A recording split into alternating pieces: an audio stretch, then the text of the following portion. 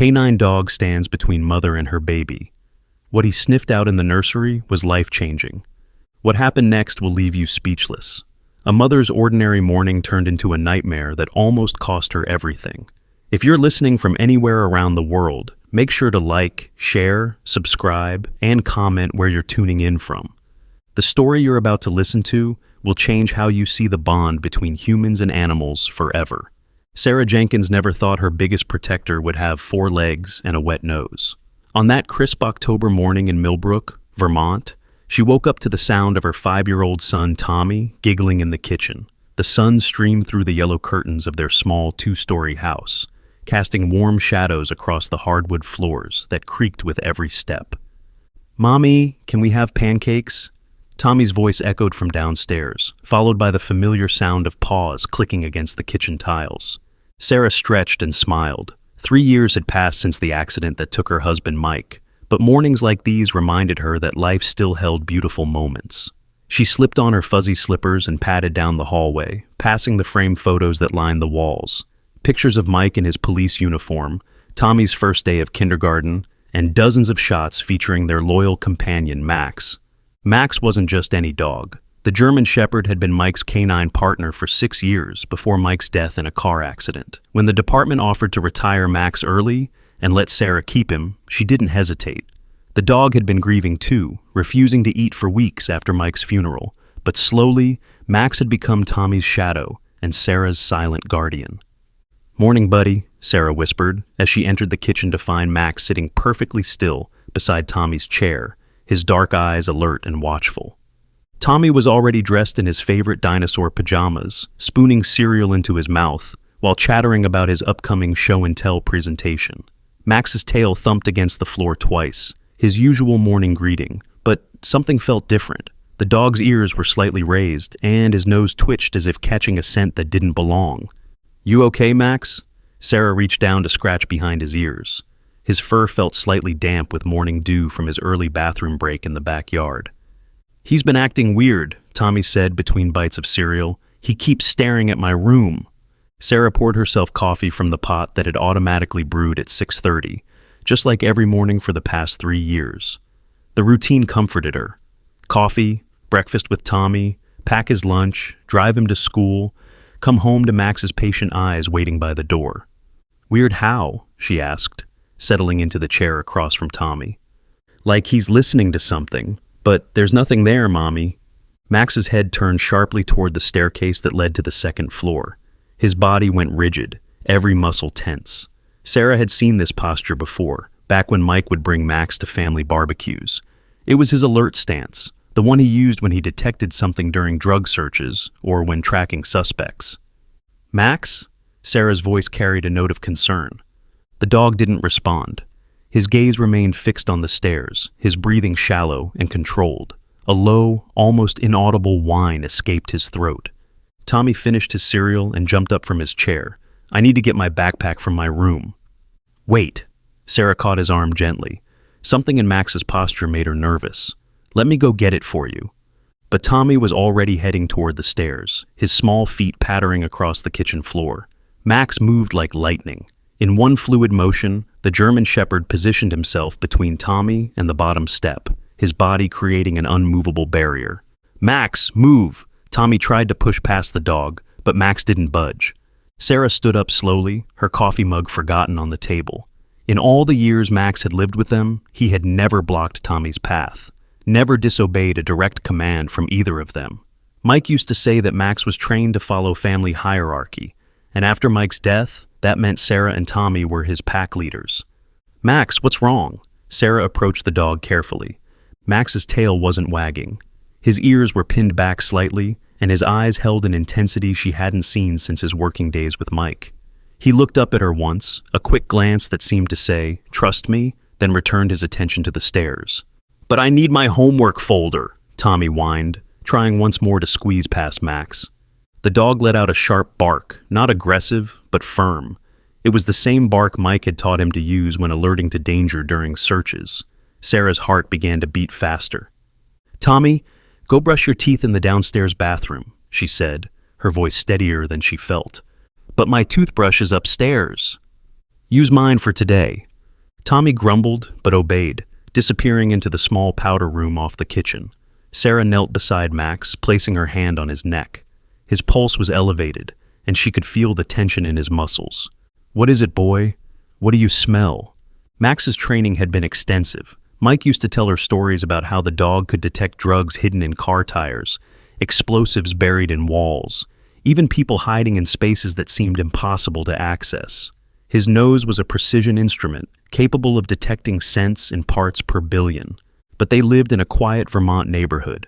The most exciting thing that happened here was Mrs. Patterson's cat getting stuck in a tree last month. What could Max possibly be detecting in Tommy's room?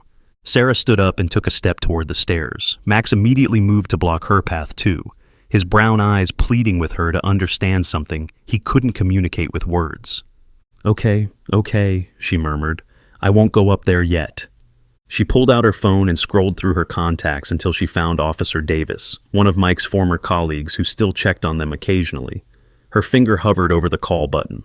What would she say? That her dog was acting strange? That he wouldn't let them go upstairs? It sounded ridiculous even in her own mind. Tommy emerged from the bathroom, his face scrubbed clean and his dinosaur pajamas slightly damp around the collar. "Can we go get my backpack now?"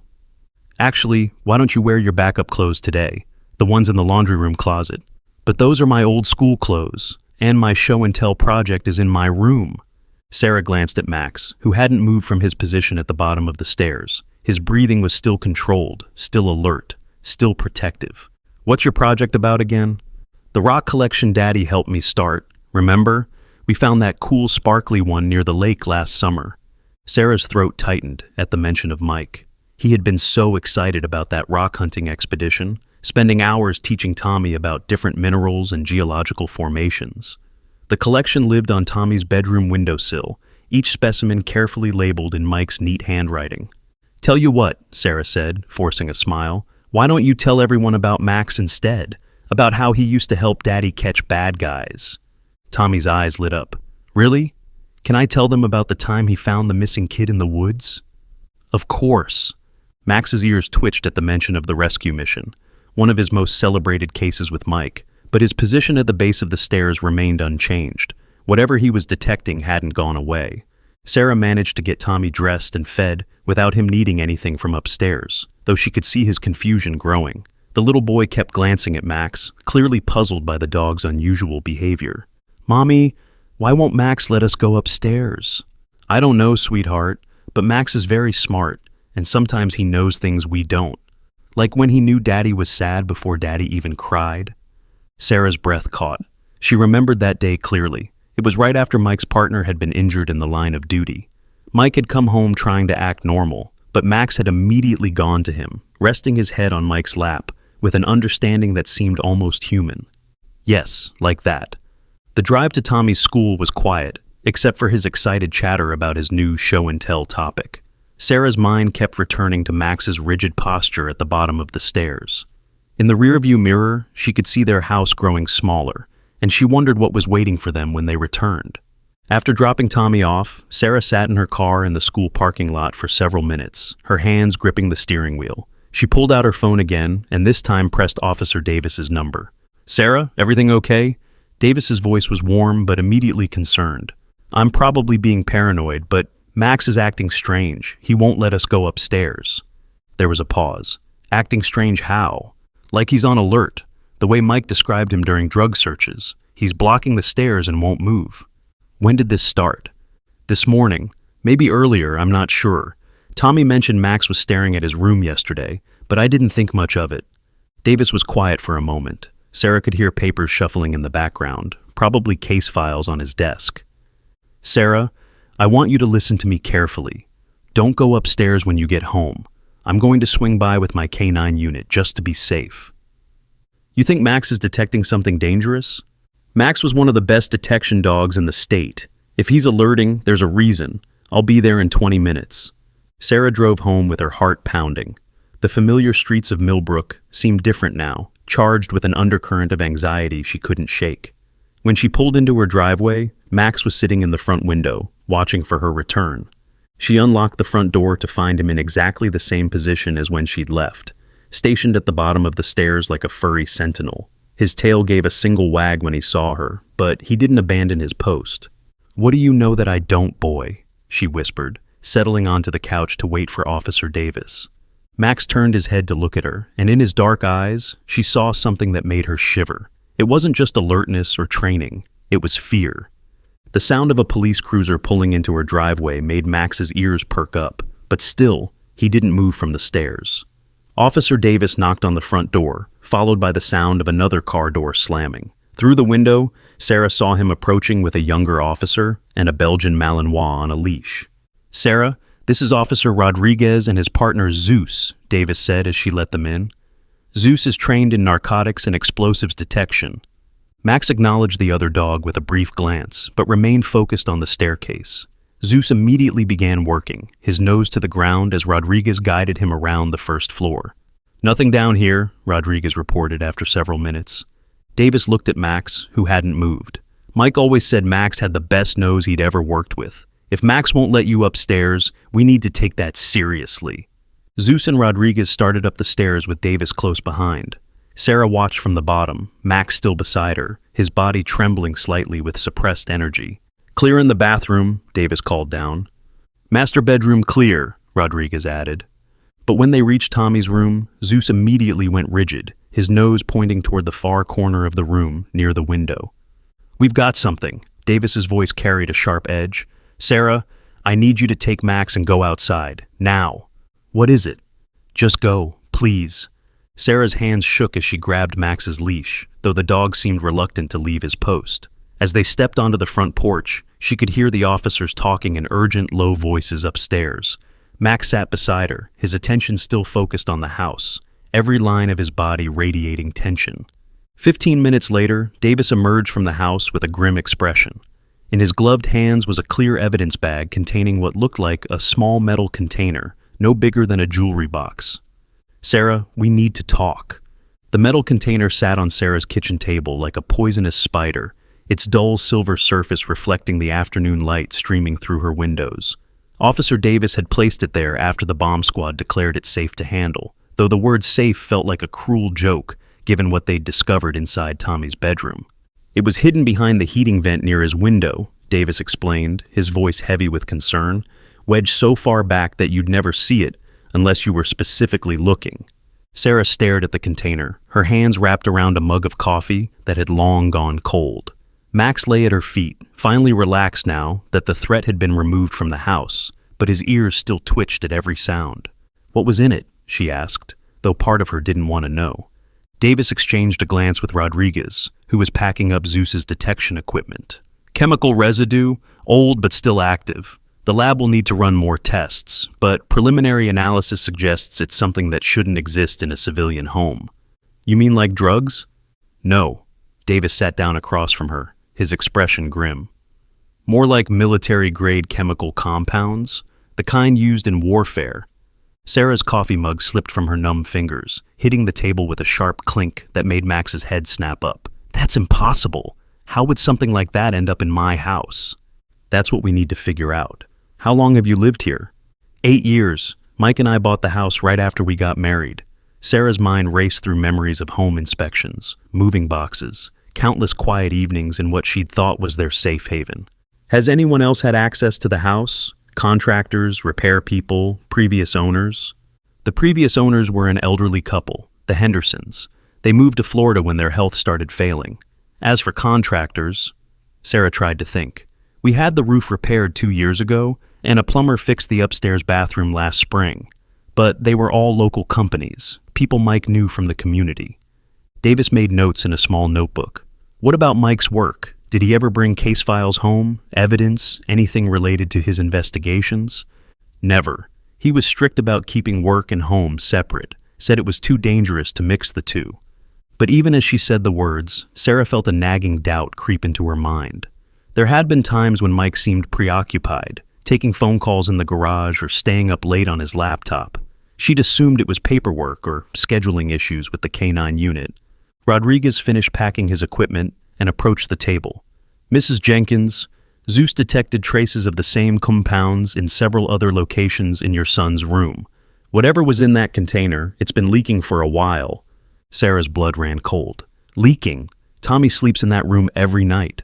We're going to have the health department come out and do a full environmental assessment, Davis assured her quickly. But given how long this has been here, if there were immediate health risks, you would have seen symptoms by now.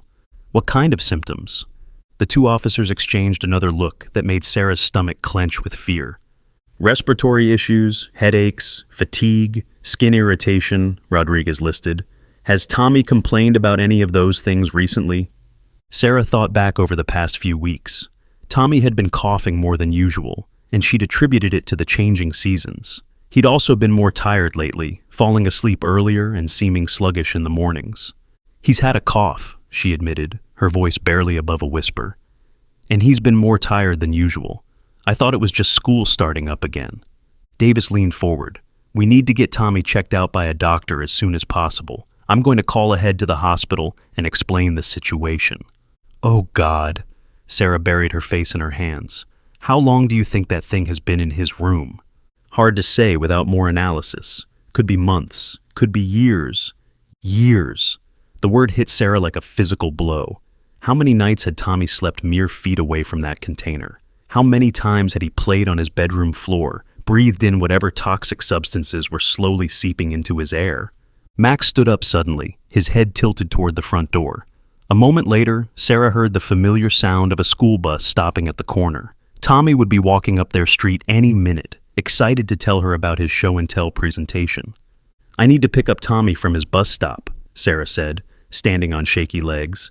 Actually, let me do that. Davis stood as well. You should call your doctor and explain what's happened. The sooner we get Tommy examined, the better. Sarah watched through her living room window as Officer Davis walked down the street in his uniform, his presence drawing curious looks from neighbors. She could see Tommy's small figure bouncing down the sidewalk, his dinosaur backpack bouncing against his shoulders. When he spotted Davis, his face lit up with excitement. The phone call to Dr. Morrison was one of the hardest conversations of Sarah's life. Explaining that her son might have been exposed to unknown chemicals in his own bedroom felt surreal, like describing someone else's nightmare. Bring him in immediately, Dr. Morrison had said. We'll run a full blood panel and respiratory assessment.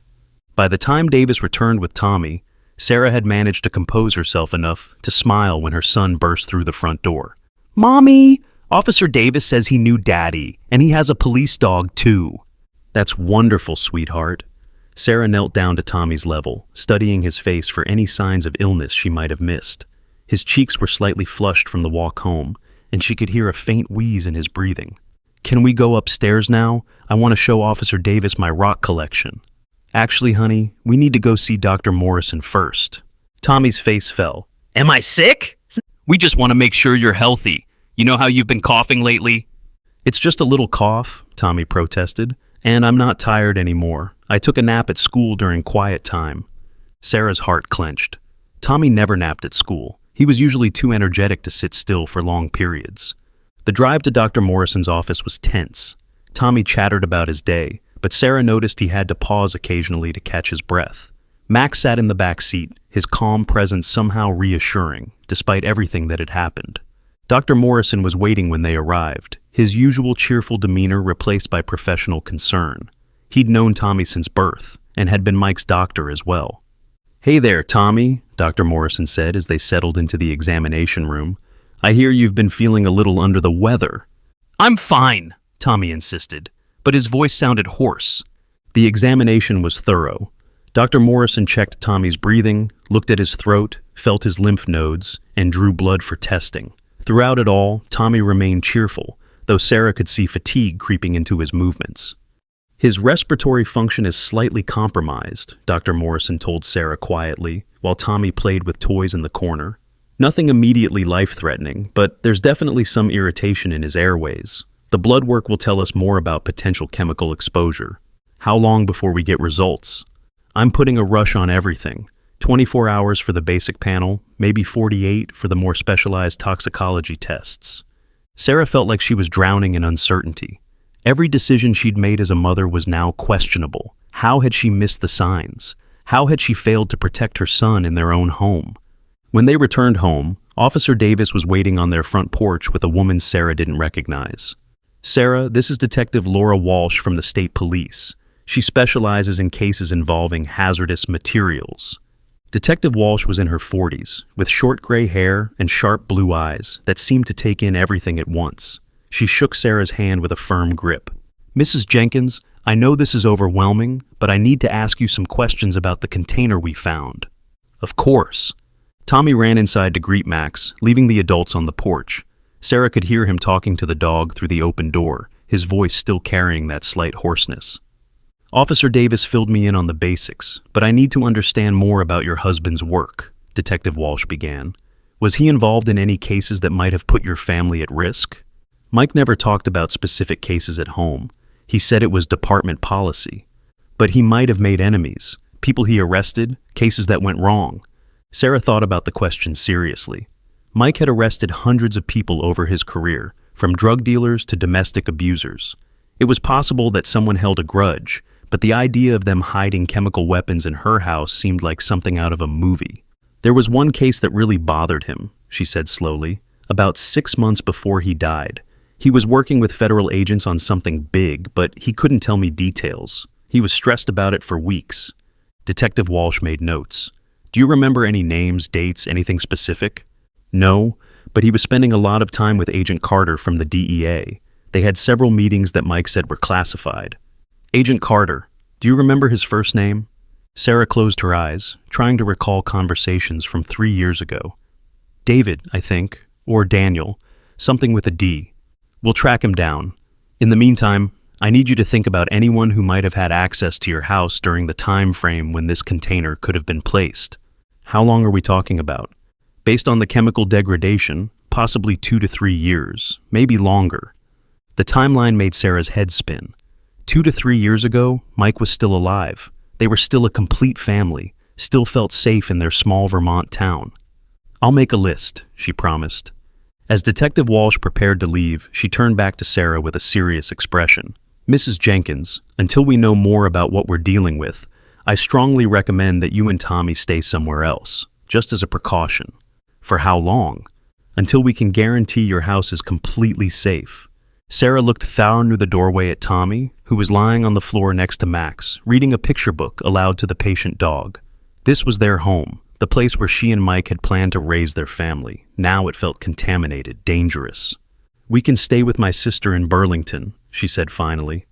That evening, as Sarah packed suitcases for an indefinite stay away from home, Tommy sat on her bed watching with growing concern. "Are we moving away, Mommy?" "Just for a little while, sweetheart. Remember how we used to have sleepovers at Aunt Rachel's when you were little?" "But what about Max and my rock collection?" Sarah's throat tightened. "Max comes with us, of course, and your rocks will be safe here until we come back." "When will we come back?" It was the question Sarah had been dreading. She didn't know if they'd ever be able to live in this house again. The place that held so many memories of Mike, so many milestones of Tommy's childhood, might now be forever tainted by whatever poison had been hiding in their walls. "Soon," she lied, because it was easier than explaining that their entire world had just shifted on its axis.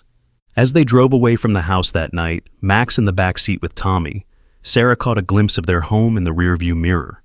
Crime scene tape fluttered across the front door, and she could see lights still on upstairs where investigators continued their work. Tommy fell asleep during the hour-long drive to Burlington, his small hand resting on Max's neck. In the quiet car, Sarah finally allowed herself to think about what Detective Walsh had suggested. Someone had deliberately placed that container in her son's bedroom. Someone had wanted to hurt her family. But who and why?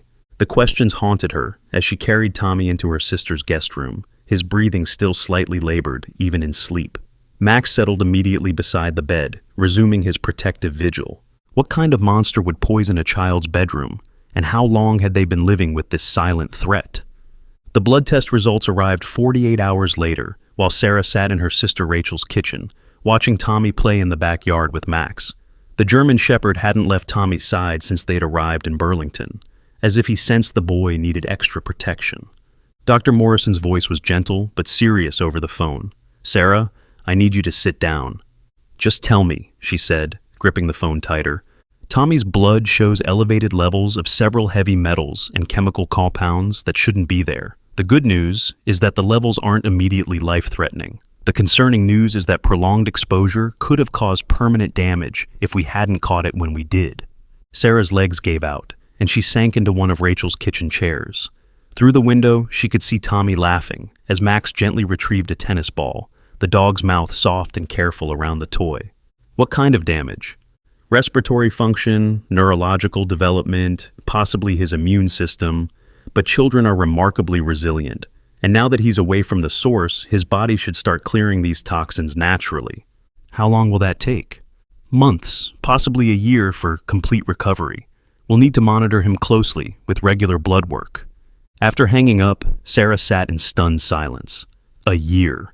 Tommy would need medical monitoring for a year because someone had deliberately poisoned their home. The rage that had been building inside her for days finally erupted, and she found herself crying angry tears into her hands. "Hey," Rachel's voice was soft as she entered the kitchen. "I heard you on the phone. How bad is it?" Rachel was 5 years older than Sarah, a pediatric nurse who'd helped Sarah through every milestone of Tommy's life. She'd been the one to drive Sarah to the hospital when Tommy was born, the one who had held Sarah together during Mike's funeral. "He's been poisoned, Rachel. My baby has been breathing poison for God knows how long, and I never knew." Rachel sat down beside her sister and pulled her into a fierce hug. "This is not your fault. You couldn't have known." "I should have known. I'm his mother. I should have seen the signs." A slight cough and some fatigue. "Sarah, those are symptoms of a dozen different things. You're not a detective or a doctor." But Sarah couldn't shake the guilt. She thought about all the nights she'd tucked Tommy into bed in that room, all the time she'd read him stories while he breathed in toxic air. How many hours had he spent playing with his toys on that contaminated carpet? Detective Walsh called that afternoon with an update that made everything even more confusing. "We've identified the chemicals," she said without preamble. "It's a cocktail of compounds that were used in military operations overseas about 15 years ago, highly restricted, nearly impossible to obtain through legal channels." Military operations? The kind of stuff used to clear buildings or disable enemy equipment, not designed to kill quickly, but to incapacitate over time. Sarah felt sick. Someone wanted to incapacitate my family? It looks that way. The container was designed to leak slowly, creating a constant low-level exposure. If we hadn't found it when we did, Detective Walsh didn't need to finish the sentence. Sarah understood. Tommy would have gotten sicker and sicker, probably developing chronic respiratory problems that doctors would have attributed to asthma or allergies. She and Sarah might have experienced similar symptoms, but adults were more resistant to the effects. "Have you found Agent Carter yet?" "That's another problem. There's no record of any DEA Agent Carter working with your husband's unit during the time frame you mentioned." Sarah's blood ran cold. "What do you mean?" "I've checked with the DE, FBI, and ATF.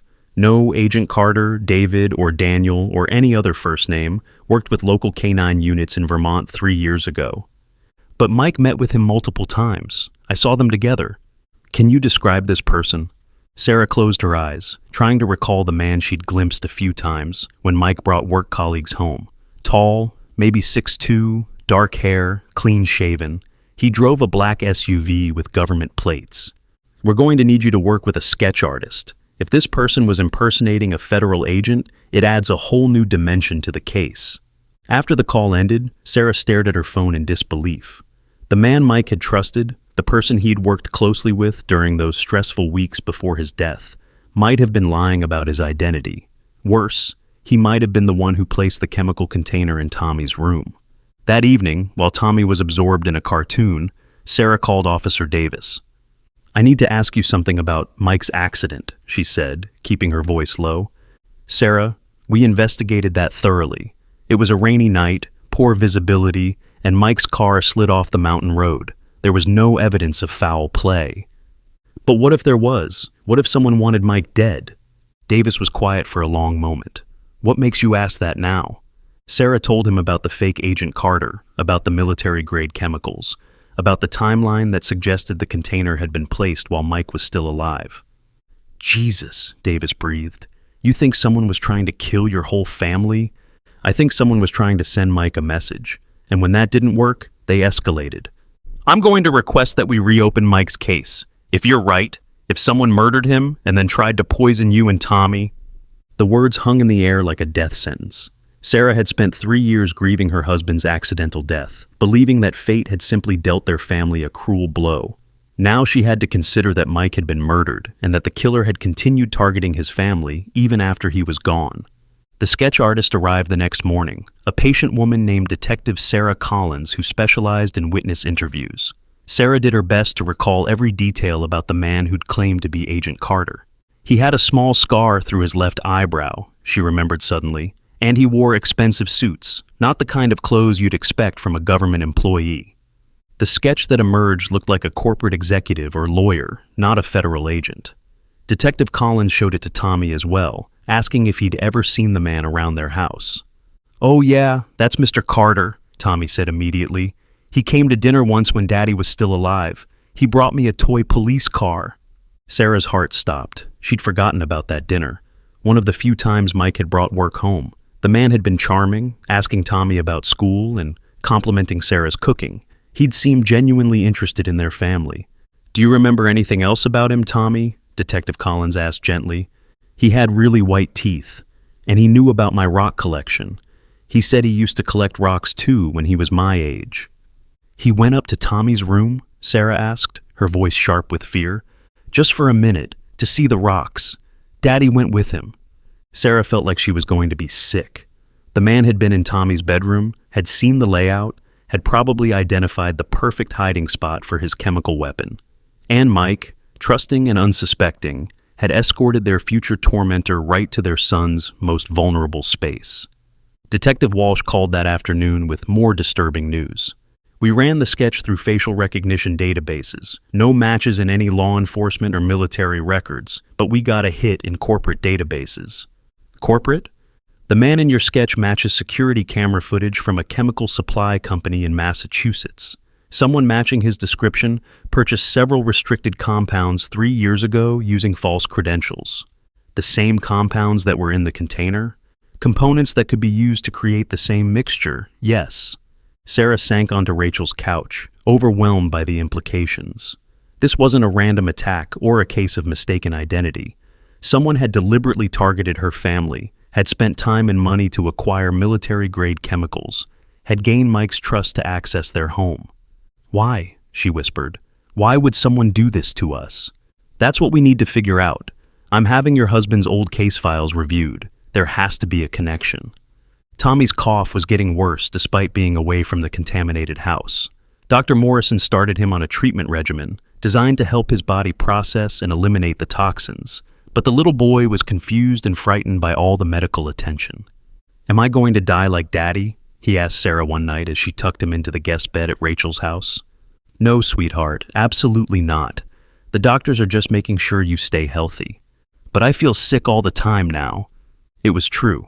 Tommy's energy levels had dropped significantly since they had left the house. He was sleeping more, eating less, and seemed to struggle with activities that had never been difficult before. Max had noticed too, staying even closer to the boy, and whining softly when Tommy had coughing fits. "Your body is getting better," Sarah explained, though she wasn't sure she believed it herself. "Sometimes getting better makes you feel worse for a little while. Like when I had that bad flu and had to take yucky medicine." Exactly like that. But privately, Sarah was terrified. What if the damage was already done? What if Tommy's development had been permanently affected by months or years of chemical exposure?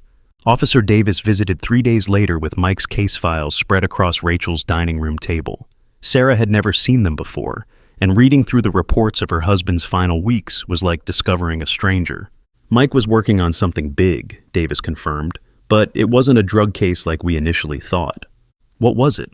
Arms trafficking. Someone was moving military-grade weapons and chemicals through Vermont, using the Canadian border as an entry point. Sarah stared at the files, her heart racing. And the fake Agent Carter? Probably one of the traffickers. He got close to Mike to find out how much law enforcement knew about their operation. So, when Mike got too close to the truth, they killed him, made it look like an accident. Davis's voice was heavy with guilt. And then they tried to eliminate his family slowly, probably hoping it would look like environmental exposure or natural illness. The pieces of the puzzle were finally coming together, but the picture they formed was horrifying.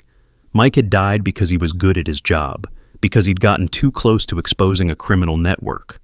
And Tommy had spent months breathing poison because someone wanted to erase every trace of Mike's investigation. "There's more," Davis said quietly. "We found evidence that your house was under surveillance for months before Mike's death. Security cameras across the street picked up the same black SUV parked in your neighborhood on multiple occasions. They were watching us, planning. The container placement wasn't random. They studied your family's routines, figured out the best way to attack without being detected." Sarah felt violated in a way that went beyond the physical poisoning.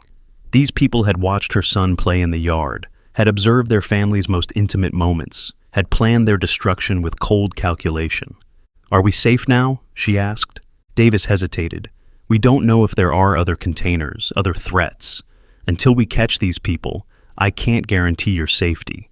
That night, Sarah lay awake in Rachel's guest room, listening to Tommy's labored breathing in the bed next to hers.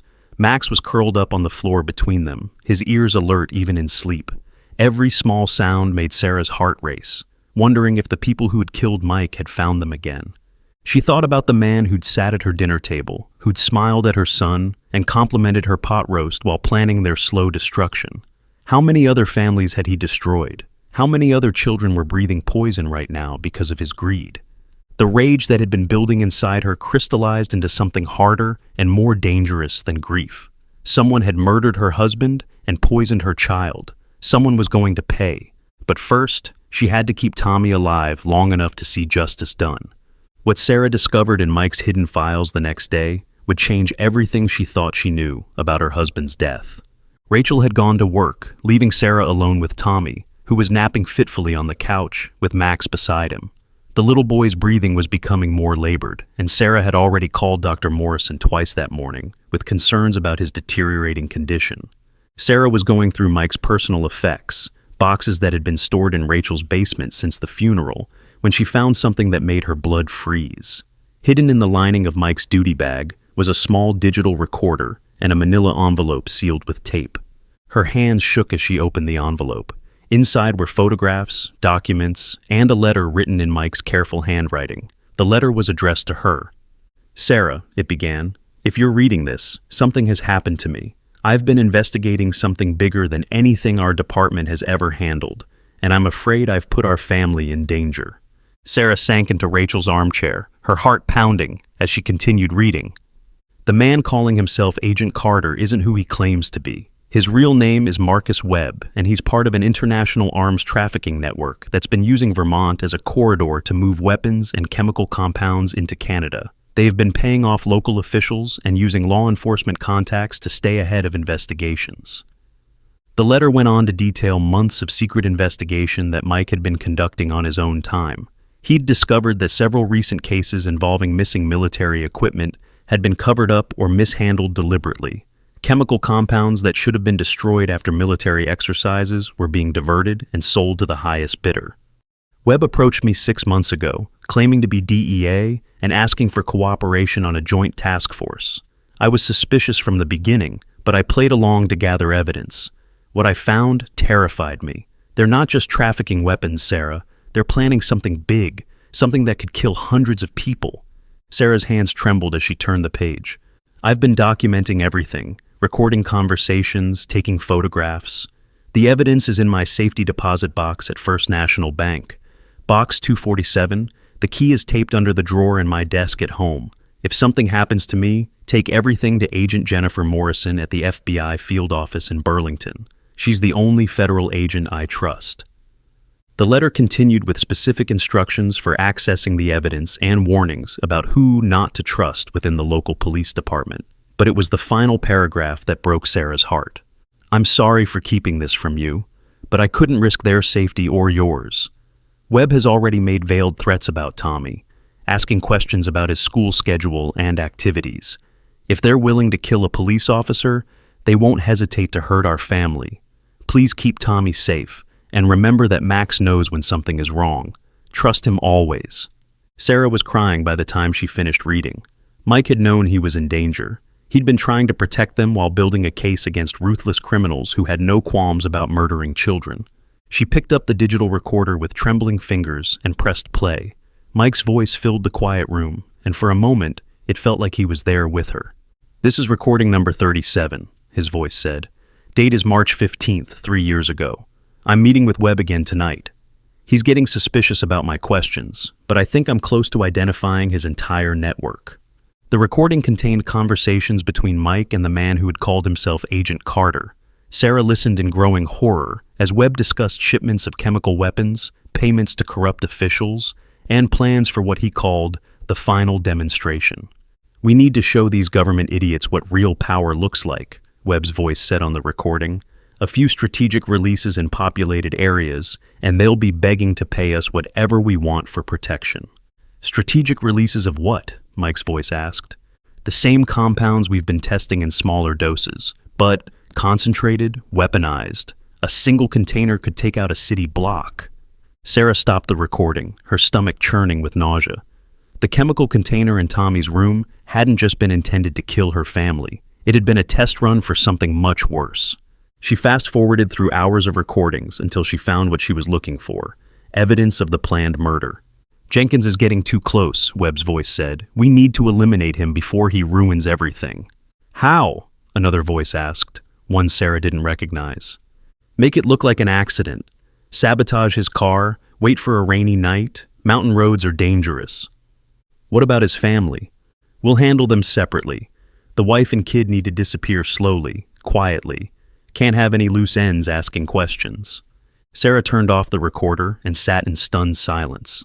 She now had proof that Mike had been murdered and that Tommy's poisoning was part of a larger terrorist plot. But she also had evidence that could bring down an entire criminal network. The question was, what should she do with it? Her phone rang, startling her from her thoughts. It was Dr. Morrison, and his voice carried an urgency that made her stomach drop. Sarah, I need you to bring Tommy to the hospital immediately.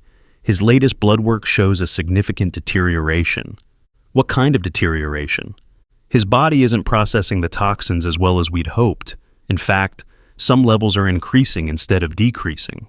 Sarah looked at Tommy, still sleeping restlessly on the couch. That's impossible. He's been away from the house for days. That's what concerns me. Either he was exposed to much higher concentrations than we initially thought, or what?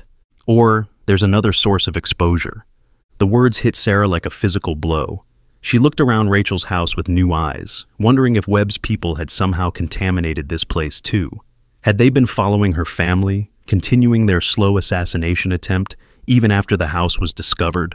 I'm bringing him in now, she said, already moving toward the couch where Tommy lay. Sarah, there's something else. I want you to be prepared.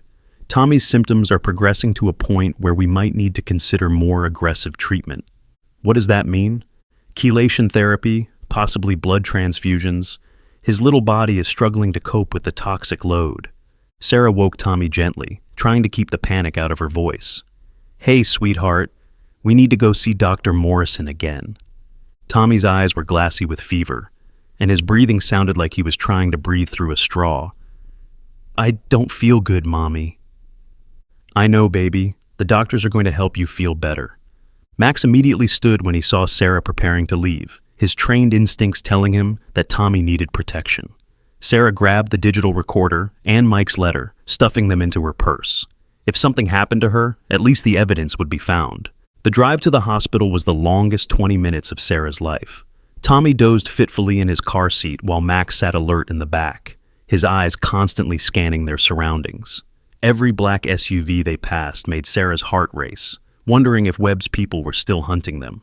Dr. Morrison was waiting in the emergency department with a team of specialists. They whisked Tommy away immediately, leaving Sarah alone in the waiting room with nothing but her fears and Mike's recordings. She called Detective Walsh from the hospital, explaining what she'd found in Mike's hidden files. We need that evidence, Walsh said immediately. Can you get to the safety deposit box? Not while Tommy's in the hospital. I can't leave him. I'll send someone to retrieve it. Do you have the key? Sarah realized with sinking heart that the key was still hidden in Mike's desk at their contaminated house. It's at home, taped under the drawer in Mike's desk. We'll get a warrant and retrieve it. Sarah, this evidence could be exactly what we need to bring down this entire network. But Sarah wasn't thinking about justice anymore. She was thinking about her son, fighting for his life in a hospital room because someone had decided her family was expendable. 2 hours later, Dr. Morrison emerged from the treatment area with an expression that made Sarah's knees weak. "Tommy's stable, but his condition is serious," he said gently. "The toxins have caused significant inflammation in his lungs and liver. We're starting chelation therapy to help remove the chemicals from his system. Will he be okay? It's too early to say. The next 48 hours will be critical." Sarah was allowed to see Tommy in the pediatric intensive care unit. He looked so small in the hospital bed, connected to monitors and IV lines. Max had been permitted to stay as a therapy animal, and he lay quietly beside the bed, his head resting near Tommy's hand. "Mommy?" Tommy's voice was barely a whisper. "I'm here, sweetheart." "Is Max okay?" He looked sad. Sarah glanced at the German shepherd, whose dark eyes held an unmistakable sorrow. Max had been trained to protect, and he understood that he had failed to prevent Tommy's illness. "Max is just worried about you. He loves you very much." "I love him too." Tommy's small hand moved to rest on Max's head. "He saved us, didn't he?" "Yes, baby. He saved us." But even as she said the words, Sarah wondered if they had been saved too late. Tommy's labored breathing and the machines monitoring his vital signs told a different story. The people who'd killed Mike might still win in the end. Detective Walsh arrived at the hospital that evening with an update that brought both hope and terror. "We got the evidence from the safety deposit box," she said quietly, speaking in the hallway outside Tommy's room. "Your husband documented everything. Names, dates, financial records, planned attacks. This is enough to bring down the entire organization." "What about Webb?" "We've issued federal warrants. FBI is coordinating with international agencies to track him down." "And the other attacks he was planning?" Walsh's expression darkened. "We've identified 3 potential targets based on your husband's intelligence.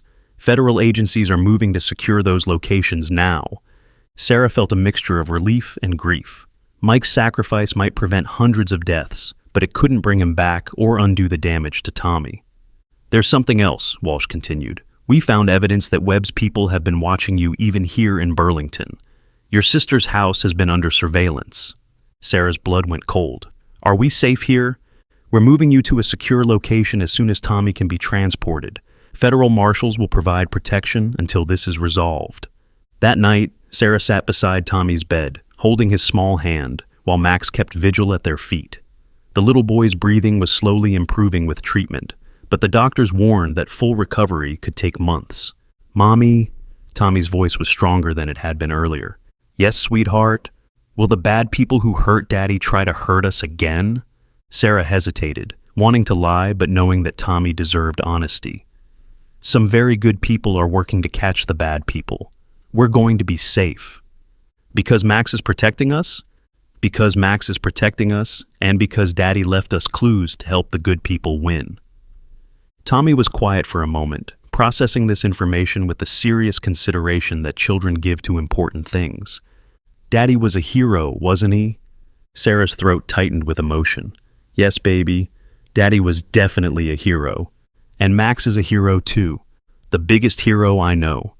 As Tommy drifted back to sleep, Sarah thought about the recordings in her purse and the federal agents racing to prevent attacks that could kill hundreds of people. Mike's investigation would save lives, but the cost to their family had been almost unbearable. Almost. Because Tommy was still fighting, still breathing, still asking questions with his father's curious spirit. And Max was still there, still protecting, still proving that love and loyalty could triumph over hatred and greed. The war wasn't over, but maybe, just maybe, they were finally winning. But what Sarah overheard the doctor saying in the hallway would shatter her newfound hope completely. Sarah had stepped out of Tommy's room to get coffee from the vending machine when she heard Dr. Morrison's voice drifting from the nurse's station. He was speaking quietly with another doctor, but the hospital's acoustics carried their words clearly. "The chelation therapy isn't working as well as we'd hoped," Dr. Morrison was saying. "His liver function is declining, and we're seeing early signs of neurological involvement." "How long?" the other doctor asked. "If we can't turn this around in the next 24 hours, we'll need to consider more extreme measures. The damage might be irreversible." Sarah's coffee cup slipped from her numb fingers, hitting the floor with a crash that echoed through the hallway. Both doctors turned toward her, their faces immediately shifting to expressions of professional sympathy. "Mrs. Jenkins," Dr. Morrison approached her carefully, "I didn't realize you were there." Irreversible damage? Sarah's voice came out as barely a whisper. What kind of irreversible damage? Dr. Morrison guided her to a quiet alcove away from the busy hallway. Sarah, I need you to understand that we're doing everything possible for Tommy, but the toxins he was exposed to are more concentrated and persistent than anything we've seen before. Just tell me what that means for my son. The chemicals have caused significant inflammation in his brain tissue. If we can't reduce that inflammation soon, there could be permanent effects on his cognitive development, motor skills, possibly his speech. Sarah felt like the world was tilting beneath her feet. You're saying Tommy might never be the same? I'm saying we're in a critical window right now. The next day or two will determine whether the damage can be reversed. Sarah stared at the doctor, trying to process what he was telling her. Tommy might survive, but he might not be the bright, curious little boy who asked endless questions about rocks and dinosaurs. The person who had killed Mike and poisoned their home might have succeeded in destroying Tommy's future, even if they couldn't take his life. There's something else, Dr. Morrison continued gently. We've been analyzing the chemical compounds in Tommy's system, and we found something unusual. There are traces of a compound that wasn't in the original container. What do you mean? Someone has been adding to his exposure recently, within the last week. Sarah's legs nearly gave out. That's impossible. We haven't been home. We've been staying with my sister. The compound we found is different from the others. It's designed to counteract the body's natural detoxification processes, making recovery nearly impossible. Someone's been poisoning him again? It appears so. And given the sophistication of this particular compound, it would have to be someone with access to military-grade chemical weapons. Sarah's mind raced through the implications. Webb's people had found them at Rachel's house. They had somehow continued their attack even while Tommy was under medical care. But how? Dr. Morrison, who has had access to Tommy since he's been here? The medical staff, of course, and family members. What about visitors? Anyone else who might have come into his room? Dr. Morrison frowned, clearly concerned by the direction of her questions. There was a federal marshal who came by yesterday to check on security, and someone from Child Protective Services. Child Protective Services? Why would they be involved? Standard procedure when a child is hospitalized due to suspected environmental poisoning. They wanted to ensure proper protective measures were in place. Sarah felt ice forming in her stomach. What did this CPS worker look like? Tall man, well-dressed, very professional. He spent about 10 minutes in Tommy's room, checking on his condition. Sarah grabbed Dr. Morrison's arm. Was he clean-shaven, dark hair, expensive suit? Yes, but why? That wasn't Child Protective Services. That was one of the people trying to kill my son. Dr. Morrison's face went pale as he understood what Sarah was telling him. We need to contact security immediately. We need to do more than that. Tommy needs to be moved to a secure location, and everyone who has had contact with him needs to be screened. Sarah rushed back to Tommy's room, her heart pounding with terror and rage. Max looked up as she entered, his ears immediately alert to her distress. Tommy was sleeping, but his breathing seemed more labored than it had been an hour earlier. "Oh, God," Sarah whispered, sinking into the chair beside his bed. "They're not going to stop, are they, Max? They're going to keep trying until they finish what they started." Max moved closer to her, pressing his warm body against her legs in a gesture of comfort and solidarity. The German Shepherd had been trained to protect, and Sarah could see in his eyes that he understood the ongoing threat to their family. Her phone buzzed with a text message from an unknown number. "Stop looking for us, or the boy dies tonight." Sarah's hands shook as she screenshot the message and immediately called Detective Walsh. "They're here," she said without preamble when Walsh answered. "Webb's people are in the hospital. They've been poisoning Tommy even while he's been in treatment." "What? How is that possible?" Sarah explained about the fake CPS worker and the new toxins in Tommy's system. "They sent me a text threatening to kill him tonight. We're mobilizing every available agent. I'll have federal marshals at the hospital within 10 minutes. That might not be fast enough. These people have been one step ahead of us the entire time. Sarah, I need you to listen to me carefully. Take Tommy and Max and go to the secure room in the hospital's emergency basement. It's designed for situations like this." "I can't move Tommy. He's connected to all these machines." "The medical team can make him portable. Dr. Morrison knows the protocol." Sarah looked at her son, so small and vulnerable in the hospital bed, and made a decision that went against every maternal instinct she had. "No," she said firmly. "What do you mean, no? I mean I'm done running. I'm done hiding. These people have killed my husband, poisoned my son, and terrorized my family for years. If they want to finish this, they're going to have to go through me. Sarah, you can't." "I can and I will, but I need your help." Sarah hung up the phone and turned to Max, who was watching her with intelligent brown eyes that seemed to understand every word. "Max, I need you to do something for me," she said, kneeling beside the German Shepherd. "I need you to protect Tommy no matter what happens. Can you do that?" Max's tail gave a single, firm wag. He understood. Sarah pulled out Mike's digital recorder and found the most incriminating conversation between Webb and his accomplices. She connected it to her phone and began uploading the audio files to every social media platform she could access. "If they want to silence us," she muttered, typing furiously, "they're about to learn that some secrets are too big to hide."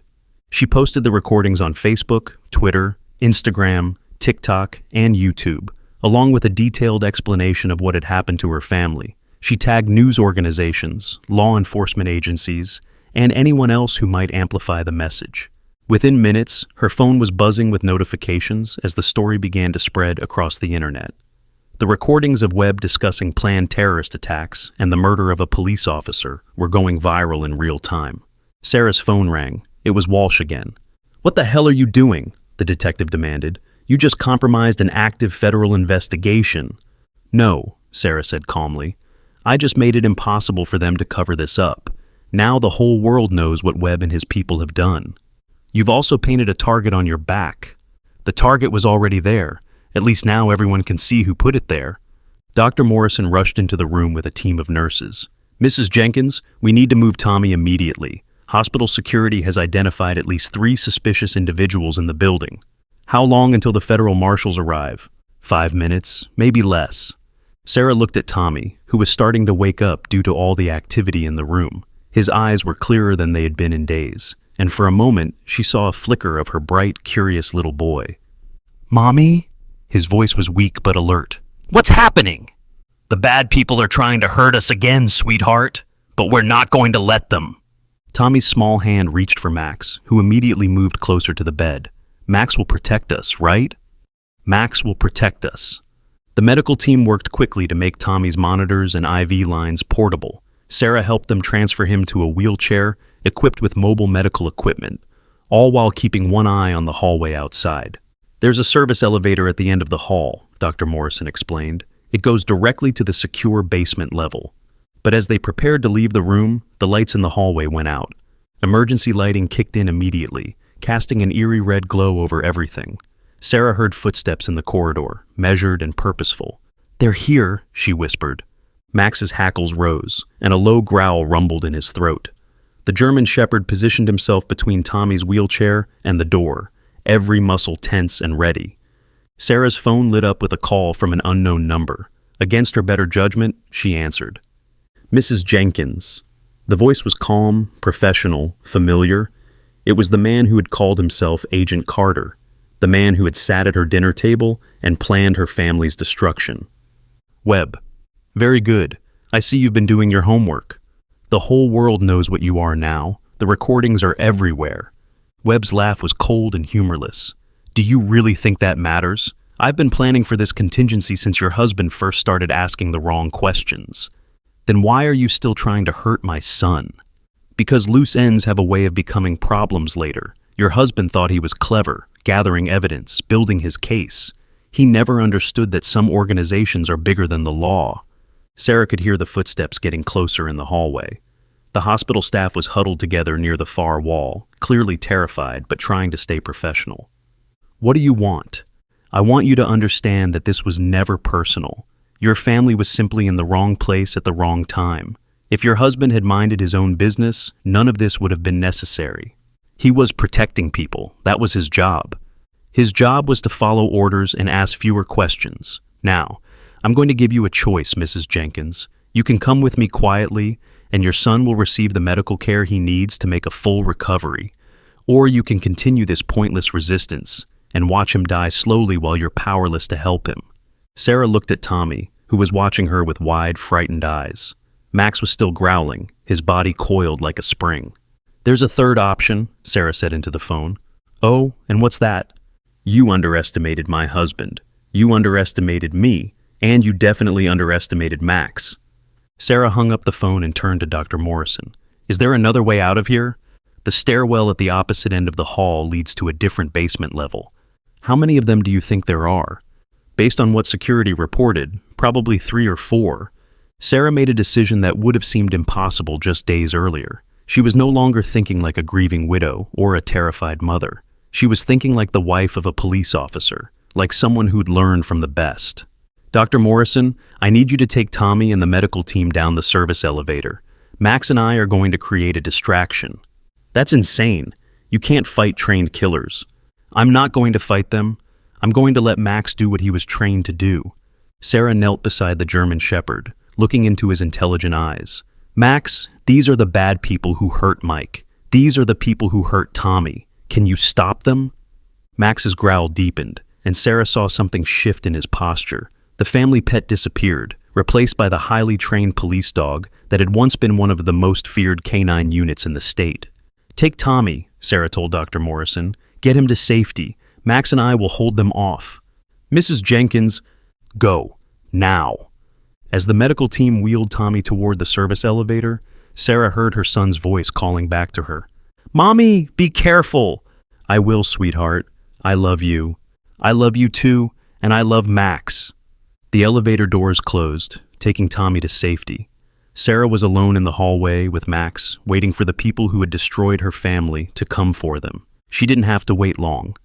The first figure appeared at the end of the hallway, silhouetted against the emergency lighting. He was tall, well-dressed, moving with the confidence of someone who'd never met real resistance. "Mrs. Jenkins," Webb's voice called out, "this doesn't have to be difficult." Sarah stepped out of Tommy's room, with Max beside her. The German Shepherd was no longer the gentle family pet who played fetch with a 5-year-old. He was a weapon, trained and ready. "You're right," Sarah called back. "It doesn't have to be difficult. You can leave now, and maybe you'll make it out of here alive." Webb laughed, the sound echoing off the hospital walls. "You think one dog is going to stop us? I think you have no idea what you're dealing with." That's when Sarah did something that surprised even herself. She reached into her purse and pulled out Mike's service whistle, the one he'd used to command Max during their police work. She blew 3 sharp blasts. Max's transformation was instantaneous and terrifying. Every instinct, every hour of training, every bond he'd shared with Mike crystallized into pure, focused aggression.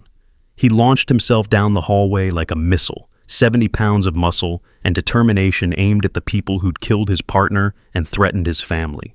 The sound that came from Webb's direction wasn't human. It was the sound of a predator realizing he'd become prey. What happened next in that hospital hallway would be talked about for years, but Sarah would never forget the moment she realized that sometimes love and loyalty are the most powerful weapons of all. Max hit Webb with the force of a freight train, knocking the tall man backwards into the wall with a sickening crack. The German Shepherd's training took over completely, and he moved like the weapon he'd been trained to be, precise and devastating. Webb's accomplices tried to help him, but Max was already moving to his next target. Sarah watched in amazement as the dog she'd seen play gently with Tommy transformed into something that made grown men scream in terror. "Call him off," Webb shouted from the floor, blood streaming from his nose. "Call him off, and we can make a deal." "The only deal you're getting," Sarah said calmly, "is with the federal prosecutors." The sound of footsteps thundered up the stairwell as federal marshals finally arrived, their tactical gear and weapons drawn.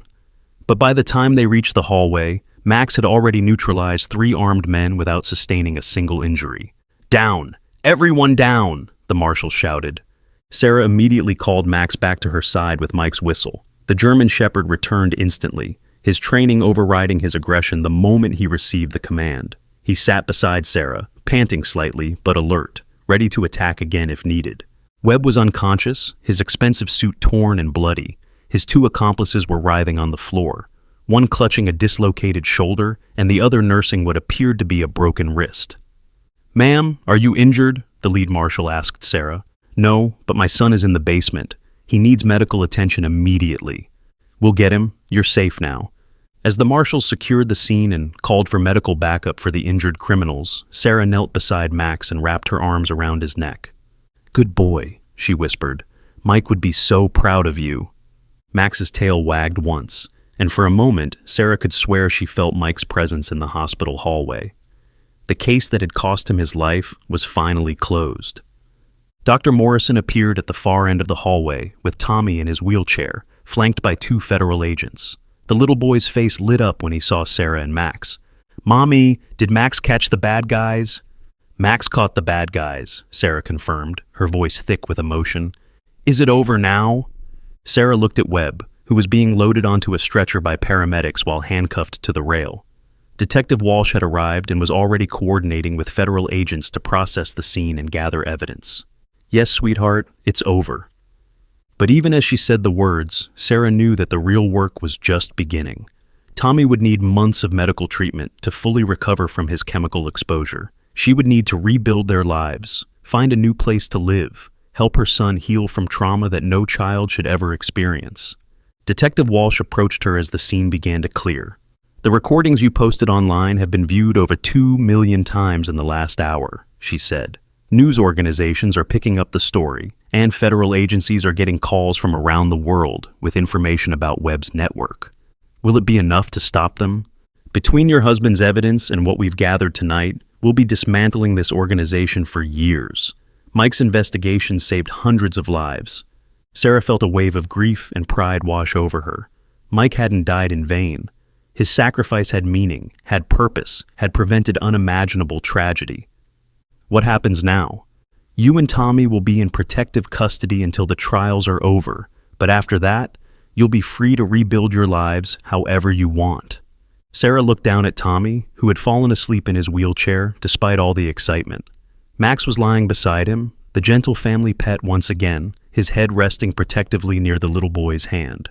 6 months later, Sarah stood in the kitchen of their new house in New Hampshire, watching through the window as Tommy played in the backyard with Max. The little boy's recovery had been remarkable, though he still needed regular checkups and would probably deal with some effects of his exposure for the rest of his life. But he was alive, he was healthy. He was the same curious, bright child who asked endless questions and collected rocks and loved his dog with fierce devotion.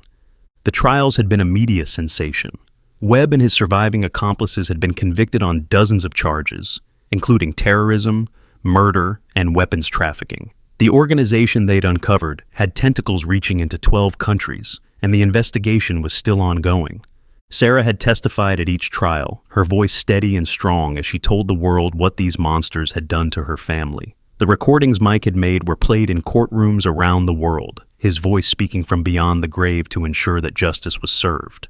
The foundation Sarah had started in Mike's memory was thriving.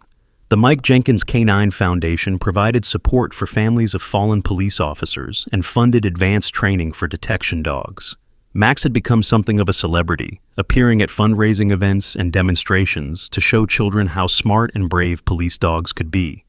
"Mommy!" Tommy's voice called from the backyard. "Come look what Max found!" Sarah walked outside to find her son kneeling beside a flower bed, holding up a smooth, round stone that gleamed in the afternoon sunlight. "It's a geode," Tommy said excitedly. "Max sniffed it out just like he sniffed out the bad stuff in our old house."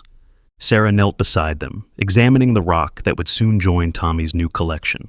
In his bedroom upstairs, carefully labeled stones lined the windowsill, each one a reminder that beautiful things could still be found even after the darkest times.